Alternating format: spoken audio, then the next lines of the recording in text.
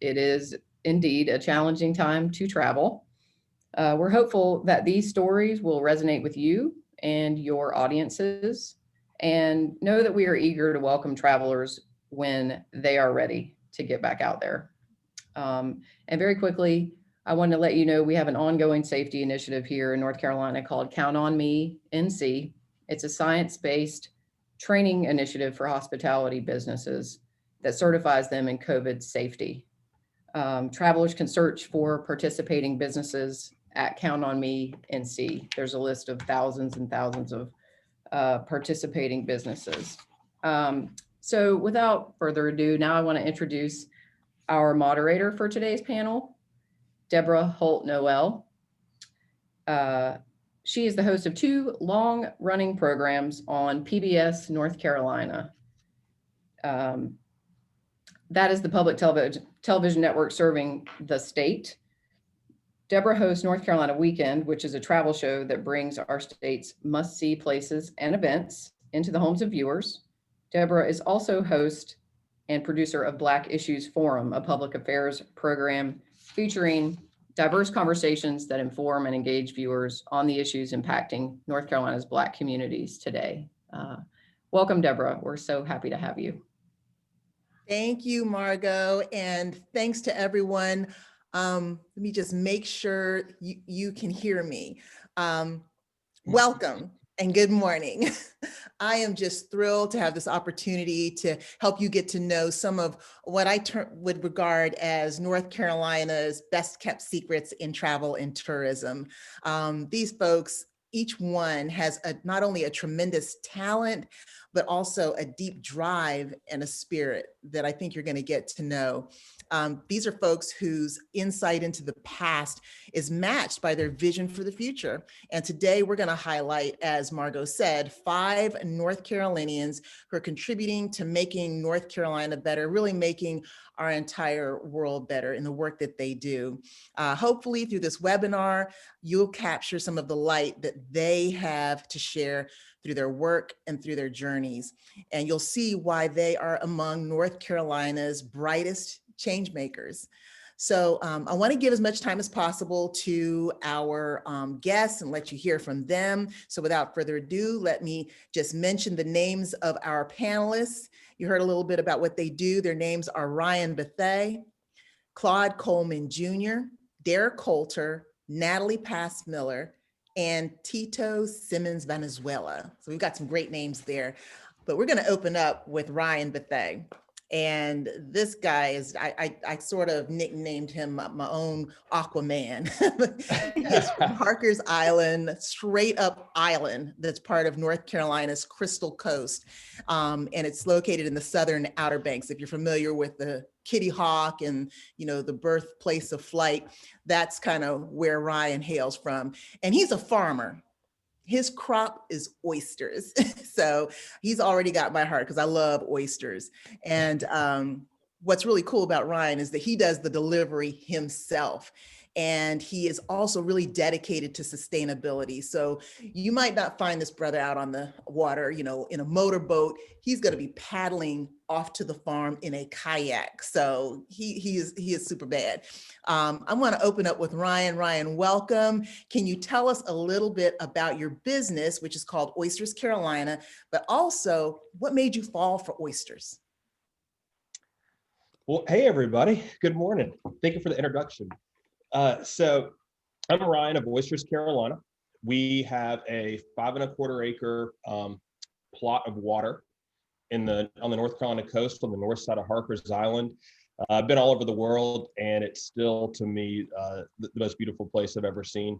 We're a vertically integrated, sustainable kind of farm, among other things. So what we do is we grow oysters out there. A lot of people think a farm with aquaculture, they think maybe it's landlocked. They don't really know what to think. They've never seen it. This is just out in the middle of the bay. You drive right over it on the boat if you didn't know. We grow the oysters there, and then we deliver anywhere in North Carolina for free. We have no minimum at all, and that allows us to, be in in an area that might be considered low socioeconomic earlier in the day, and then be somewhere that would be highly socio, or someone who has, high SES kind of towards the end of the day. And so the mission is to really bring North Carolinians fresh, healthy North Carolina seafood. And so that's kind of what we strive to do, even if we don't make a lot of money doing it. This has kind of also turned into an opportunity to educate the public, and just educate people that are fascinated by oysters, seafood, kayaking, just going out to see a lighthouse, all that stuff. We spend a lot of our energy educating folks. So we have people that come down to our farm. We either throw them on a boat or throw them on some kayaks, depending on the weather. We go out, we show people kind of what the operations are day to day on a farm, and then let them participate if they want to. Sometimes people like to stay in the boat. A lot of times they get in the water with us, and then we bring them back to the boat ramp, and we do more education, and then of course we eat a lot of oysters. So it's a really cool, yeah, it's great. I mean, I have a fun time doing it myself. Who can complain about that if that's what they're doing for work? And it's really, what's nice about it right now is it's somewhat COVID friendly. You're outside, we're wearing masks. It's a small number of people. The wind's blowing everywhere.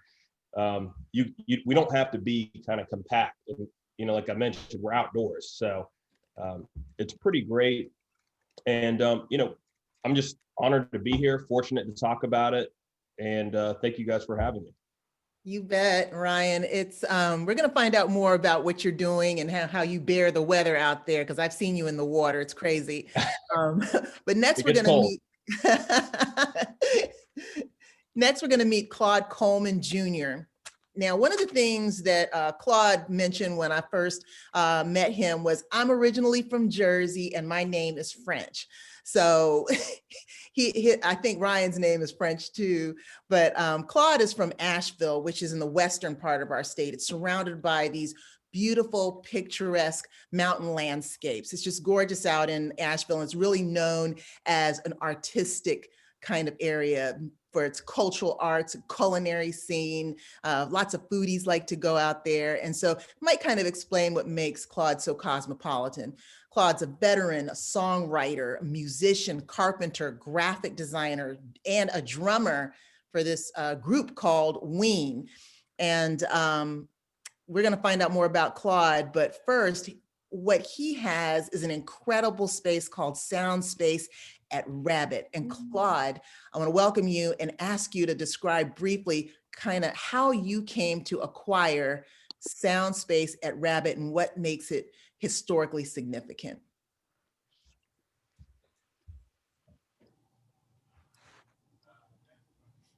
Claude, I think you need to unmute. I did. Now, you hear me? Now I hear you. Okay. Hi, everyone. Really great to be here. Really honored to be a part of these really amazing, special, inspiring panelists. It's really incredible and invigorating, encouraging. I'll briefly talk about what our business is. SOUNDSPACE at Rabbits is a music rehearsal studio facility. It's a band practice space facility. It's inside of a 1948 historic segregation era Black-owned tourist court known as Rabbit's Motel. It opened in 1948 in the early Asheville district known as Southside in downtown Asheville, which was a predominantly Black community that was one of many predominantly Black communities around Asheville that featured very prosperous districts of Black-owned hotels and ballrooms and music clubs, drive-ins, churches, and businesses of just every variety. There was a lot of prosperity and a lot of pride amongst all of these early Black Asheville communities. And our hotel was favored by all of the big bands and all the Negro baseball league teams, entertainment, artists, celebrities, other favorites, travelers. So it has this really incredible, rich history behind it. We've named our business SOUNDSPACEORABBITS to honor the original property and to honor the history and the connection to that history with our business. How we acquired rabbits, we went about looking for a place to create this practice space facility that myself and my partner, it took us several years to find a property owner who was sort of willing to figure out or take a chance with the business that we were trying to create. There's some gray areas around the idea of what we're doing, even though amongst musicians and in the music community, it's just this desperately needed resource to have that just wasn't there, that was lacking.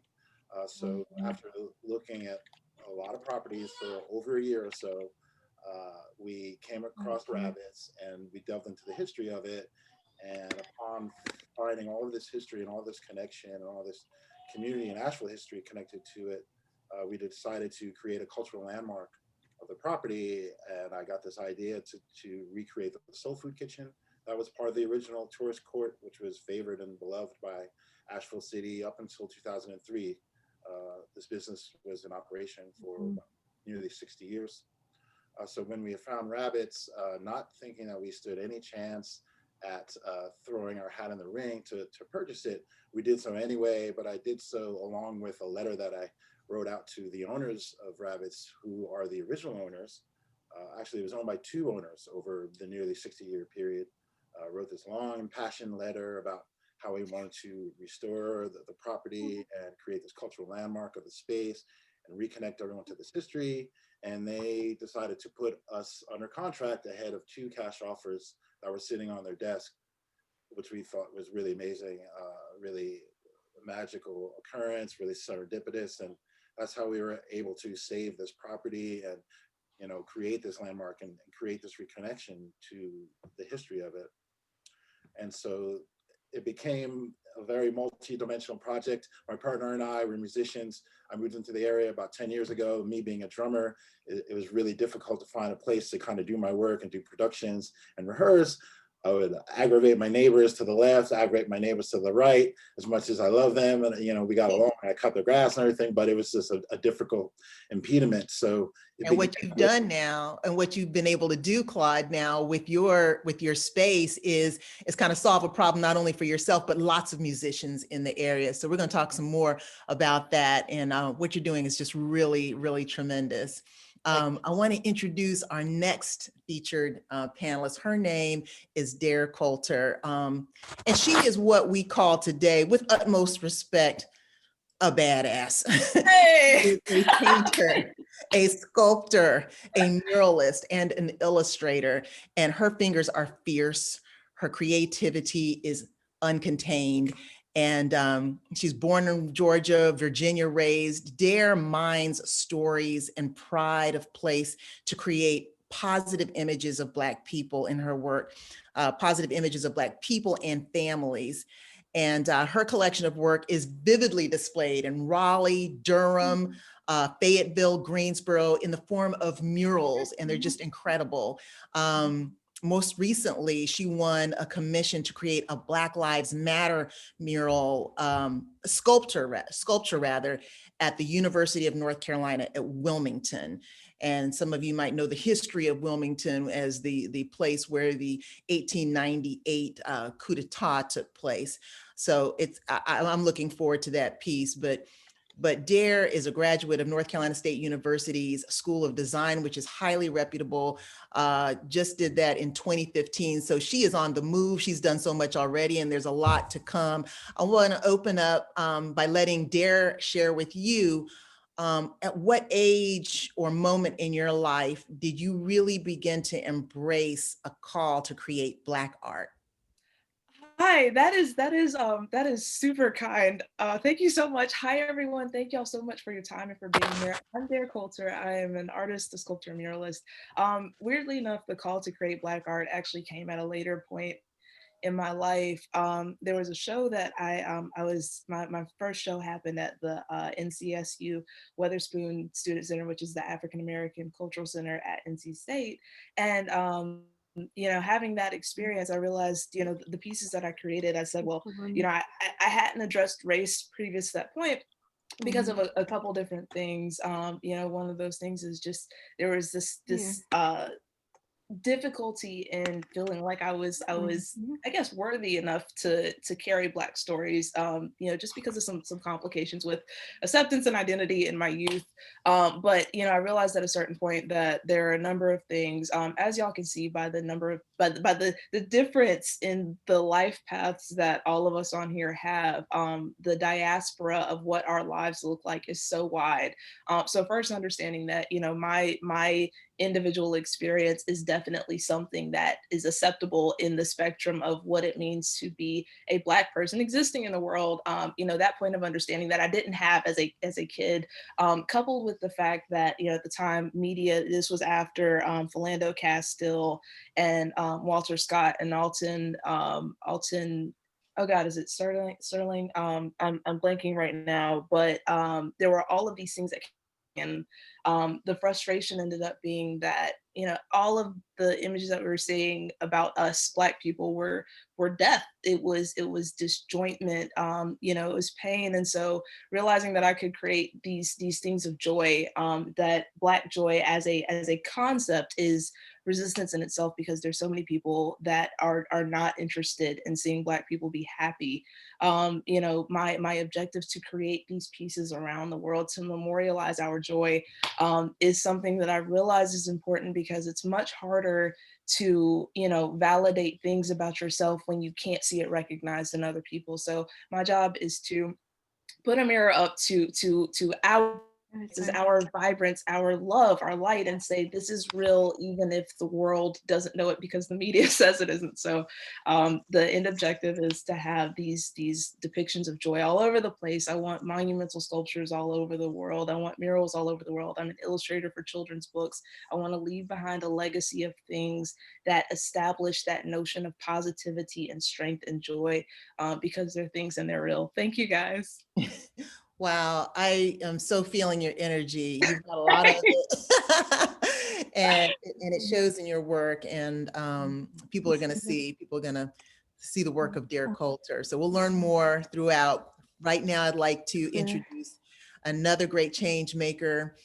We are heading to the birthplace of the civil rights sit-in movement, to meet a North Carolinian whose roots run deep within her business. He's a change maker who landed in hospitality by way of another route, had her stint in corporate America, but now NATALIE is restoring a Green Book era lodging space and transforming it into a restaurant, an event space, a museum, and eventually an inn. Now, the Magnolia, it's called the Magnolia House Motel, or it was at its dawn, but the Magnolia House Motel, a Green Book location, it hosted overnight guests including James Brown, Ray Charles, Ike and Tina Turner, Joe Tex, and Jackie Robinson, among many others who were traveling along the East Coast. And now through her work to restore Magnolia House, she's not only building something to help preserve more African-American history, she's discovering her own family's remarkable history. So NATALIE, how did this inn fall into your hands? Oh gosh. So, hey everybody, thanks for having me. So good to connect with all of you. How did this fall in my hands? The historic Magnolia House, it became the Green Book Hotel back in 1949. The Gist family, when they bought the property, they turned it into the Green Book Hotel at that time. And then around 95, I would say, is when my dad, Samuel Penpass, when he purchased the home from the Gist family, in an effort to restore it and preserve it. It was pretty much run down, almost demolished. So it is a complete remake. And what's really awesome about this is this particular the historic Magnolia House is actually the original floor plan from the 1949 Green Book Hotel. And so to put that in perspective a little bit, everything that we do within this house, I'm happy to talk through a little bit more, but it's recreating that history from how we feed, our guests that come see us. It's an authentic Green Book experience that we create. And so I actually, about 3 years ago, we were planning, my oldest daughter, who's graduating from nursing school in Nashville at the time. We were planning her festivities for graduation, and we're talking about doing at the Magnolia House. And so at that time, I was not nearly as aware in terms of what the home represented and my family heritage. And so having that conversation with Dad around it kind of shifted a little bit to where, it was, I don't know what, Natalie, what's going to happen with Magnolia. We've been at this for a long time, and I'm kind of tired, and just having that conversation. And so I kind of stopped. I said, you know what, Dad, why don't we do this? So why don't I come in and let me focus on stabilizing what we have going on. Let me focus on completing the restoration that we have, and sharing this with the community and open it up for North Carolina and, quite frankly, the entire nation to really experience what this house represented. We'll have a conversation in about 2 or 3 years, see where we are, and if we need to keep talking about what you're talking. And I will tell you that we're not having that conversation. So it has just been an absolute great experience, and I'm learning quite a bit. And, just coming in to help Dad with this family legacy very quickly turned into probably the most humbling front row seats to the Black history that North Carolina has to offer. And I say that because learning about my own family heritage and their contribution to the civil rights and the Black history of the Carolinas, such as, my great-great-grandfather, Jefferson Davis Diggs, who was one of the founders of what's today Winston-Salem State University, or, my Uncle Samuel Penn, who my dad's named after. He was the first Black police officer here in Greensboro. So quite a journey with that. Or, we can talk about my cousin, Velma Jean Pass, who was one of the first Black nurses to go over and work for the Cone Health System when they integrated. So, and there's many, many stories like that. So when I say humbling, I truly mean humbling. And it's a lot of pressure. It is. It truly is. And I think each person who's on the call, who's featured today, thank you so much for that history, would admit that somehow they've kind of come home through their industry and the work that they're doing. So I want to kind of, just open it up and learn more about your industry specifically and your role as a change maker. And it's just so much to try to harness and share out, but we're going to try. So I want to I want to go back to you, Ryan, because, in a way, there's some family, would you say that there's some family connection? You talk about kind of how you've come home through your industry, but also how you're really, creating events to help boost the economy in your area through your industry, through your work as an oyster farmer. Yeah, so, in terms of the coming home part, my on both sides of my family, my grandparents were farmers, sharecroppers, and so it's really neat to kind of have a break in generation and then kind of jump back into it. Farming is obviously way different now than it was, 75 years ago, and the type of farming I do, some would consider not even really farming, but it is nice to connect that generation with kind of a missing link to the generation now. And there was actually, where I work now, there's a complicated racial history, but just in general, there was a lot of minority, Black, biracial, a lot of folks that were working in the seafood industry, whether it was on shrimp boats, whether it was in the shucking houses. And I think it's the fact that you don't ever see that in any pictures, you don't ever read about it in any books, kind of shows a prominent like deletion in history, where we know that happened and you can't find it anywhere, or it's really difficult to find it. So that's, you know, in terms of tying it back, I think that's important to say. And then our events, you know, we'll have events where we'll do, you know, 5,000 to 6,000 oysters in a matter of 4 or 5 hours. We'll have a team of 4 shuckers. You know, and the thing is shucking is one of those things that it's really important to pay those people well, because it's something that we can't all do.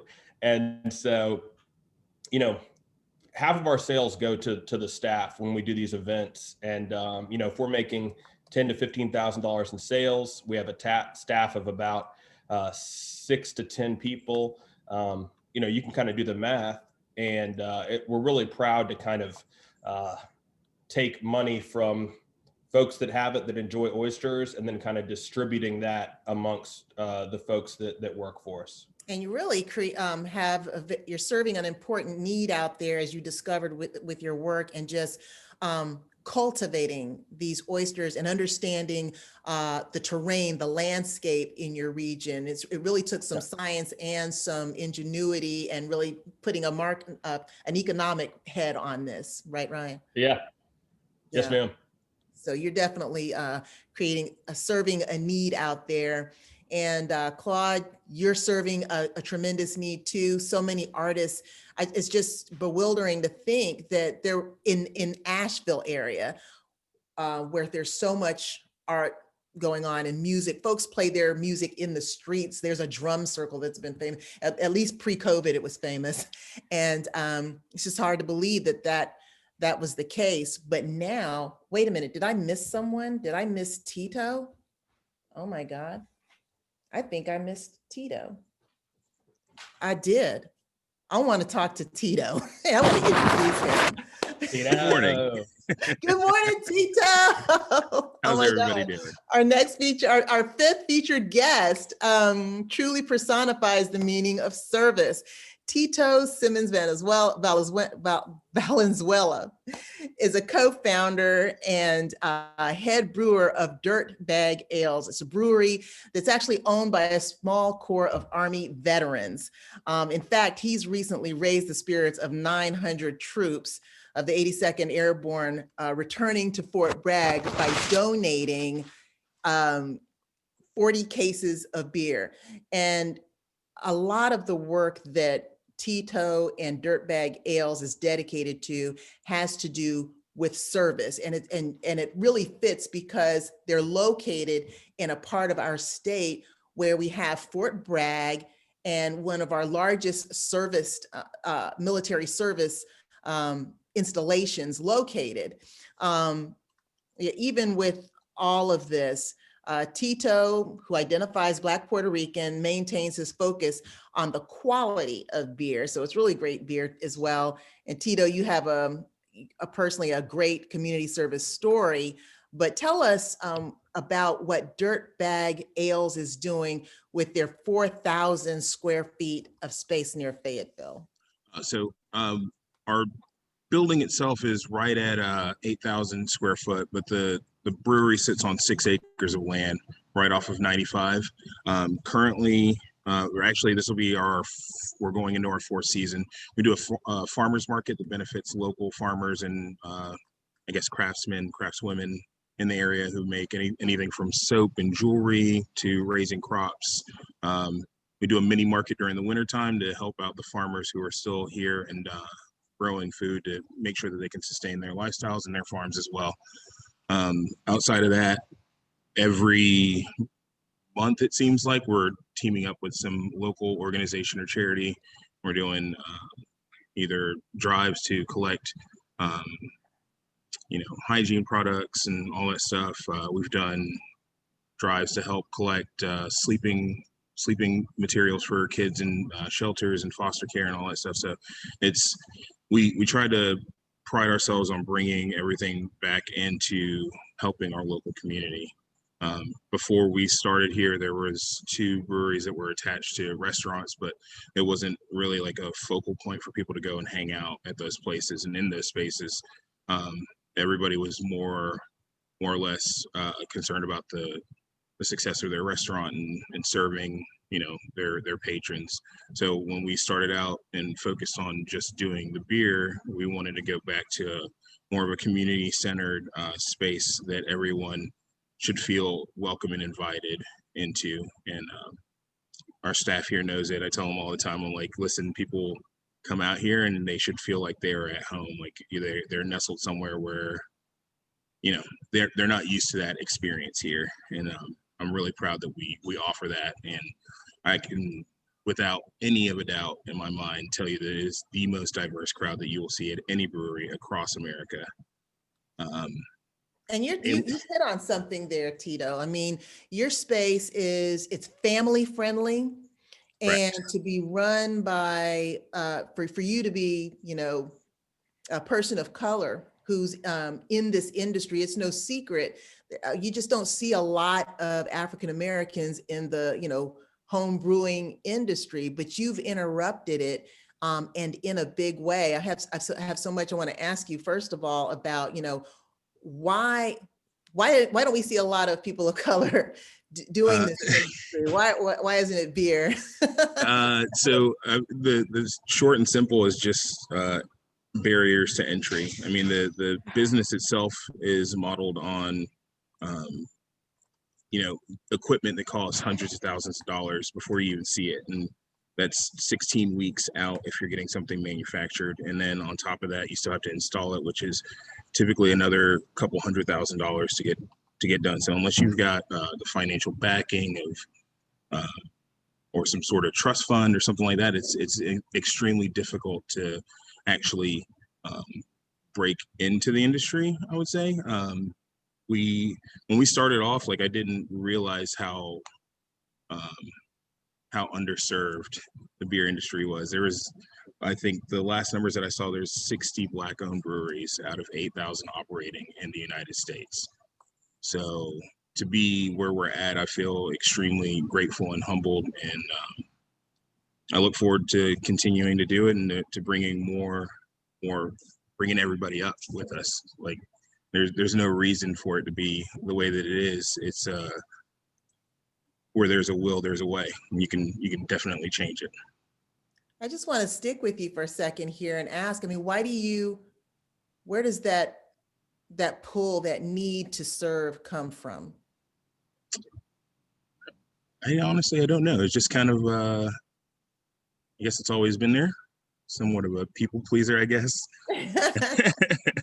Did you see that kind of thing maybe growing up? You know, like, do you get that from parents, or do you get it from, you know, a mentor, or is it just part of who you are? I think it's part of who I am, and also my partners also embody that same sense. I've got my one partner, Jerry, who's also Black, owns a tree service, and he is one of the most generous people that I know. So it's not difficult to, I guess, find like-minded people. It's just a matter of like what you do when you come across them and how you guys interact. Great. Well, Claude, I'm gonna pick up with you. Thank you, everyone, for understanding and indulging. But Claude, you know, you've got a really interesting layout there in Asheville. Can you kind of describe it and what you're doing to serve a really diverse clientele, you know, in terms of music and so forth? Because, you know, when it comes to the music scene, there are folks who have very different tastes out there. Here you are, you know, African American, serving a diverse audience. How do you do it? What are you doing, and how are you doing it? You mean how are we serving the diversity within the music community and the arts? Yes, within the music community. Yeah, well, I mean, the idea of diversity is an important one to recognize, because the underserved areas that exists in so many different arenas. So there's Yeah. underserved people in Okay. finance. As Tito was mentioning, it's difficult for minorities to gain access to funding and financial backing, but there's also a cultural, artistic, underserved class that we're also trying to reach out to and work toward creating equitable opportunities for. So in that sense, what we're doing is our rehearsal spaces are rented by the hour, by the day, but we're also going to be producing a lot of workshops and clinics and a lot of programs to try to foster the arts for underserved communities that wouldn't have access to those types of programs or clinics or workshops ordinarily. So we definitely feel like we are making great attempts to try to bring in a more, culturally rich and diverse class of folks into arts and music in general.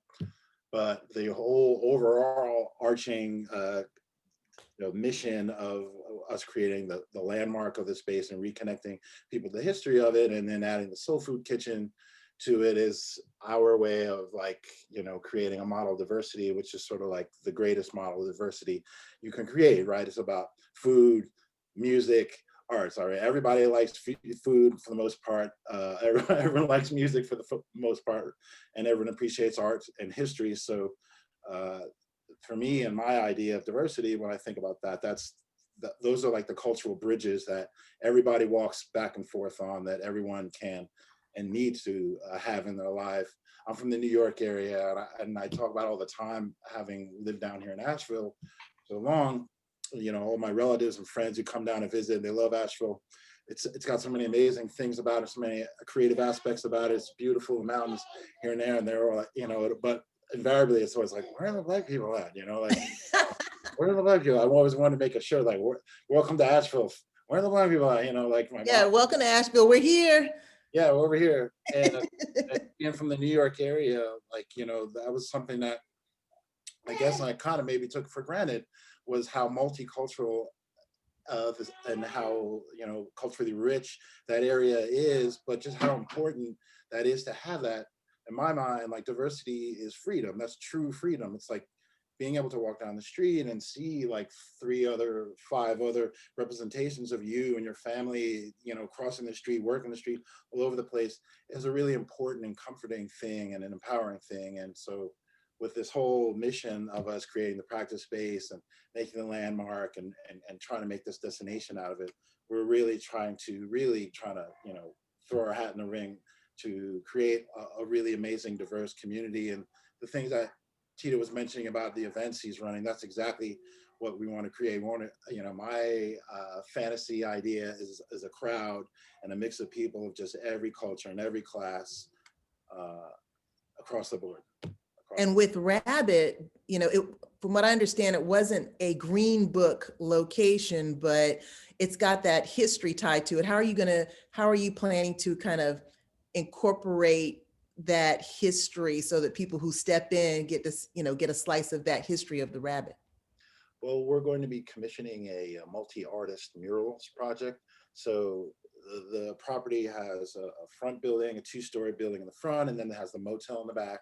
So every single square foot of the exterior space of both of those buildings, from bottom to top, are going to be covered in art. They're going to be covered in history, be covered in stories, covered in pictures. So it's just going to be the standout place that you're not going to be able to miss, even if you're driving by it at like 50 miles an hour, let alone coming into it and like really, standing face to face with all this art and history and culture.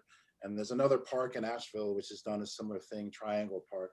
And they've taken the history of all those Black communities and really just blown it up. And it's an amazing thing. You can go there and you can just, walk the walls of the murals like a movie. And it's a truly amazing experience. So that's kind of how we're going to approach that. Well, I tell you what, Dara's probably like feeling all of this, because she's like, oh, I know what you mean by the murals. I'm envisioning some things, and there's got to be some things that certainly inspire you with your murals and your art there. But I want you to share a little bit more about the commissioned work at UNCW. Yes. kind of what's going into that? So it's actually very, very, honestly, the nature of the project has become a little bit different.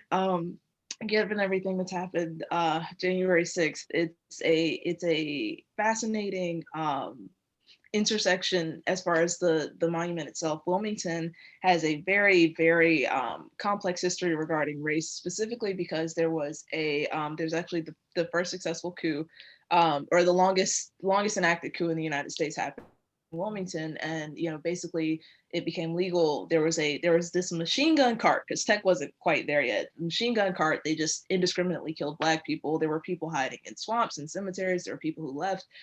There was land that was stolen, and that history has yet to be acknowledged. So you have the repercussions of all of that stuff, built into Wilmington trying to find its way forward. And at the point that they're reaching academic acknowledgement or institutional acknowledgement of those things that happened, as opposed to, sticking with the rhetoric that it was, poor, jealous white people who ended up attacking, rather than the fact that it was actually a high level coordinated attack on these Black businesses, these Black people, these Black bodies. You have now they're facing the part of trying to resolve, okay, well, now what? Because now it's a present thing as it actually was. So the point that my monument comes into play is that it's acknowledgement of the fact that Black lives do matter, that Black lives are not, the statement itself, whether or not people have disagreements with the institution or the organization of Black Lives Matter, as a concept, Black people are facing injustices and indiscrimination at these disproportionate numbers. And being able to say in the space of this college campus, like, this is an attest to the fact that that is something that's important. I think right now really kind of stuck in that thing.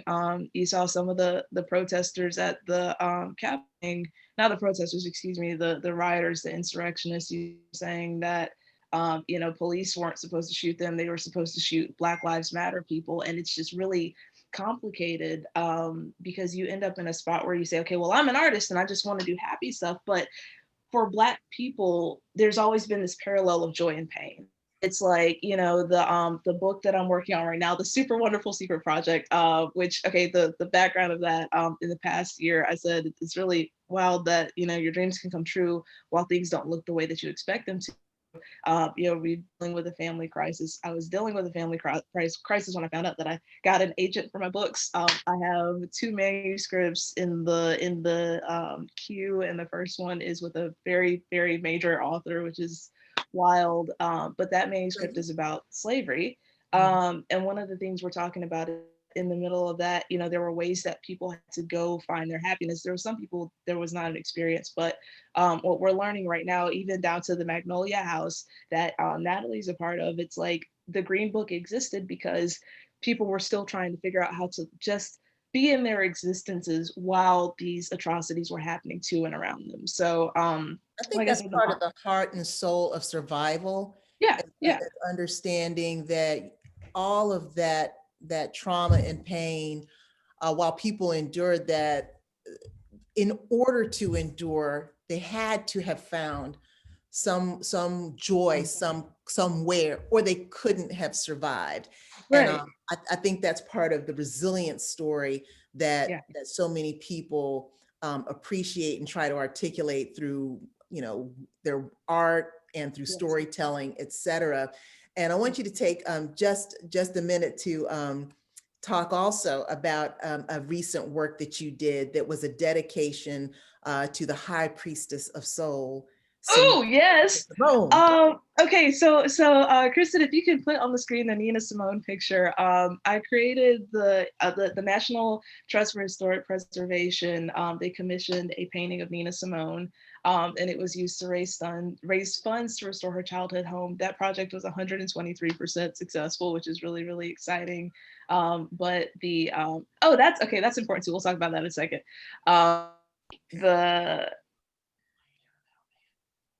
hold on. Okay, it's coming. But anyway, the thing was to create this image of Nina Simone, and I painted it, and it was wonderful.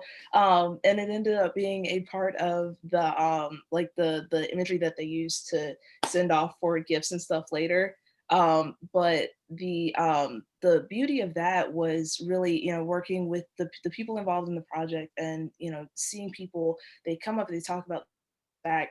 Nina Simone is a character. She was very, very, not a character, as a person. Her character was it was this thing where she was battling. She was battling a lot of things. She was battling, injustice based off of her skin color. Distinctly, if she had been of a different complexion or a different race, her life would have been actually easier. Her life was riddled with pain, not just because of her race, but also she was battling with mental illness. And it's not that, she said, well, this is just how there weren't things that she was capable of changing. It was really more that she's just existing in this space and doing the best that she can. And so music was her gift to the world, and she produced it beautifully, even if there is pain. And this is Fayetteville, so this is another mural. The Nina Simone picture is it's not this one. This is a mural in Fayetteville. It's on the outside of a school, which is very exciting. Around the corner from this, there's a house. It's called the Market House, where people were actually sold as slaves. And so it's like, to be able to tell this story that features these children who are Black as the captains of their own ship is something that I thought was so important. Kristen, let me just share my screen so I can pull the picture up. So is Dare able to share her screen? Let me see, because it's right. Yeah, she can. Just sorry, 1 second. Sorry about that. I had your other one downloaded, but I have it right now if you want me to put it up. Oh, okay, go ahead. Yeah, that works. Okay.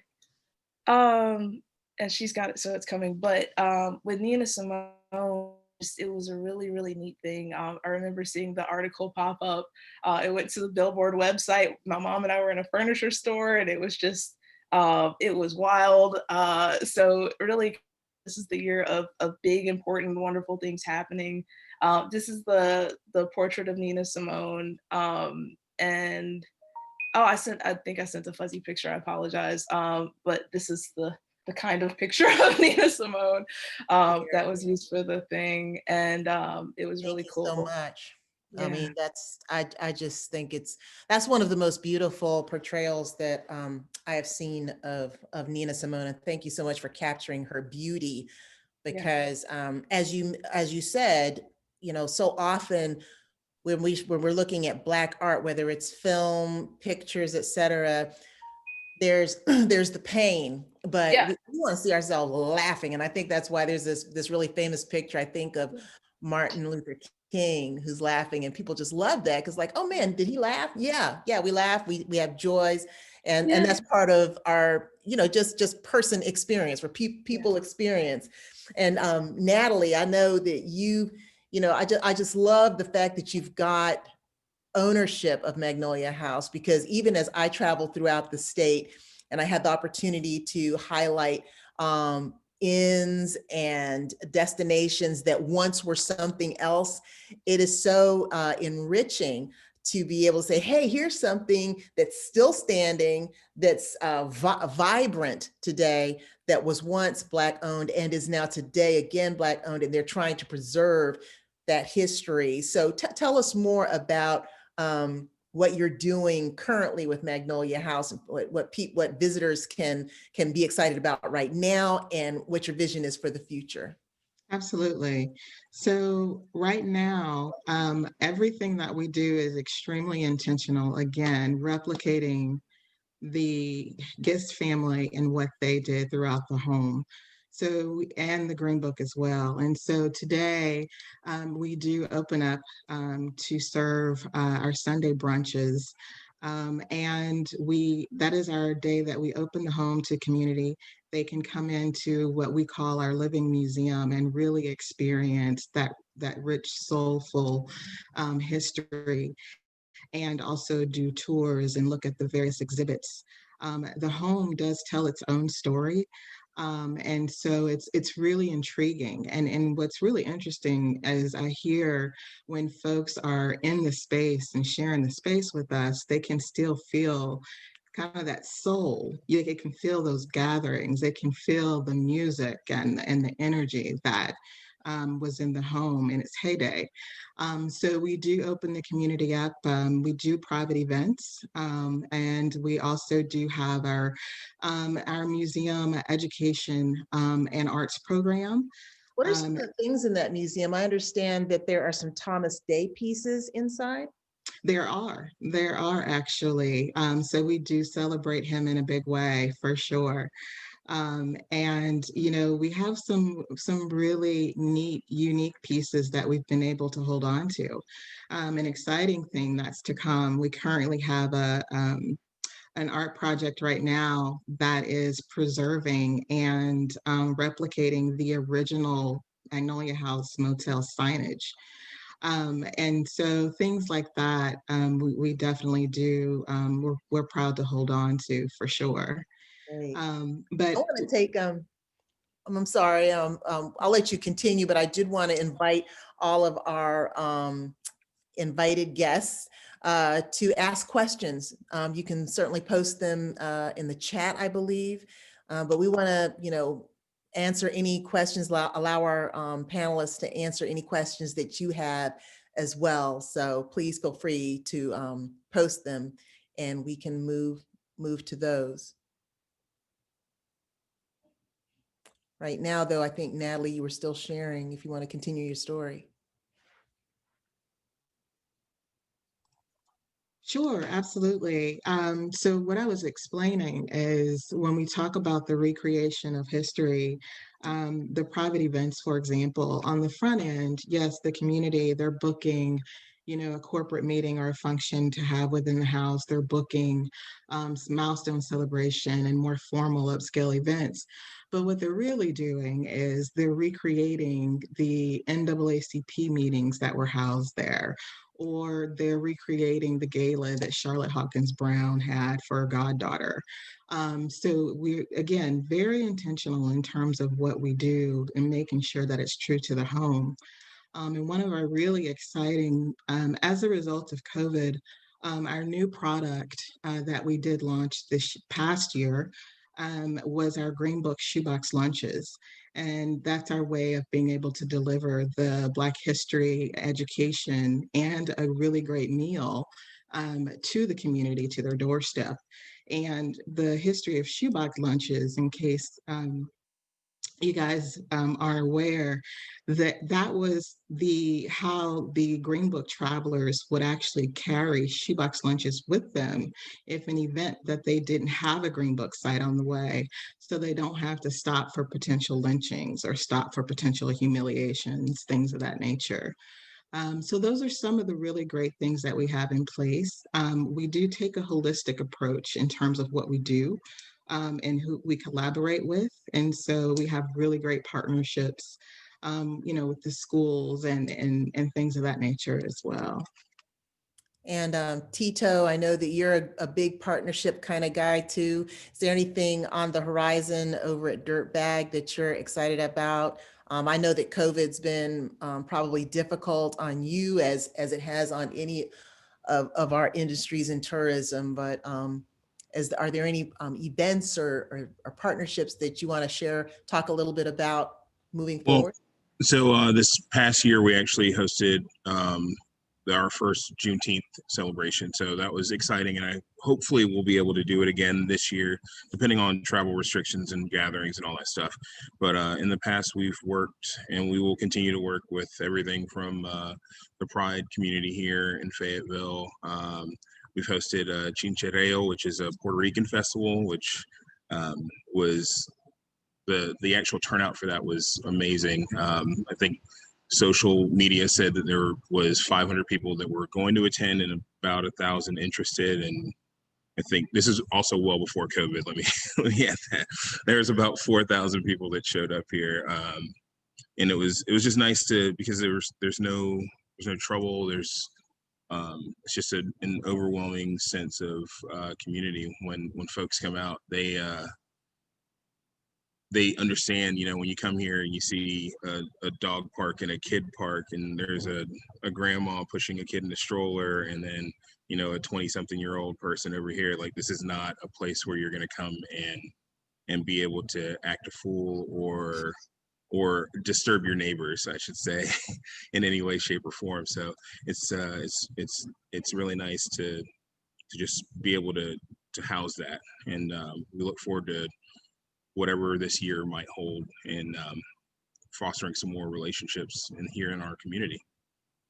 Great. It looks like we have some questions here that I will share. I mean, I definitely connect with the family-friendly nature of the military base. I grew up on one, McGuire Air Force Base in New Jersey, and it was like idealistic. But here's a question we have out there for Ryan, and this is Deborah Lifthoff. She asks, is there a specific reason for oysters, and why do you only supply one restaurant? Is that a COVID thing? Have you experienced oversupply during COVID, Ryan? Great question, Ms. Levtov. So I get this question a lot, which is great. There's a lot of mystique around oysters, which I personally enjoy, but that means also there's a lot of misinformation as well. And one of those things is that there is, you can't eat oysters in months without R. That's kind of like the whole thing, right? Which is generally the summer months, or the months without an R in it. It is 100% safe to eat oysters, 365 days a year, whether it's, super cold in December or warm in July. It's completely safe. Ever since modern refrigeration happened, over 100 years ago, it's been completely safe to eat year round. The reason that they do a cutoff for the wild harvest guys is just to allow those oysters to propagate. So oysters are going to reproduce in the summer months, and they don't really want people messing with that. So they cut it off generally in April and then start it up again in October. And just something kind of cool to think about is, oysters, they're not guided by like a Gregorian calendar, right? So, a date to say that an oyster is safe, April 31st or April 30th, whatever, and not in May is, it's just kind of funny to even think about. The reason we work with one restaurant is just because all the oysters that we sell, I didn't mention earlier, all the oysters we sell, we pull out of the water that day. So we go out, let's say somebody says, I want 9 oysters, January 15th. January 15th, we go out, we harvest the oysters, we take a picture and a video with the timestamp. We text you that picture and video so we harvested them that day, and then we drive them straight to you. So they're literally the freshest in the state. And the reason I'm telling you that is because, there's not very many restaurants that kind of have a similar mission to that. Oysters are harvested 10,000 at a time, and then they sit in a warehouse, and then, a restaurant might order 300, then they sell out, then they get another 300. That's still from that 10,000 oyster batch. And we found a restaurant that it's, what most would consider the top restaurant in the state. And, they kind of share the same passion for us. So they kind of call us, and within 24 hours, we bring them those oysters. So we love lots of restaurants in North Carolina. There's a lot of great ones. We just choose to work with one because we feel that we want to work with someone with similar values. Wow. I mean, thank you for the question. And that's why you're delivering on your promise to deliver the freshest oysters. Yes, ma'am. That's just amazing. It's just amazing. I want to take a moment. I'm going to pass it back over to Margot Metzer, but first want to thank you, Ryan BETHEA, Claude Coleman Jr., Dare Coulter, Natalie Passmiller, and TITO SIMMONS-VALENZUELA. Thank you so much for your work, for your stories, for your hearts. Margot. Thank you, Deborah. So glad to have you at the helm today, asking such great questions to this incredible group of people. Your stories give me great hope. And, my colleague, Suzanne, says that when she talks to a lot of you, she just feels hope. And I think that's right on the money. So thanks for taking the time to be with us today. Thank you, panelists. Thanks to our partners and our team at JPR. We look forward to continuing the conversation with you. We're here for you to follow up and connect you with any of these folks if their story resonated with you and might be of interest to your audience. We look forward to welcoming you to North Carolina when you're ready to get back out there and travel. And until we see you, we wish you well and thank you. Thanks, everyone. Thanks, everybody. Thank y'all. Take care. Great meeting you all. Thank you, guys. Yeah, thanks so much, everyone.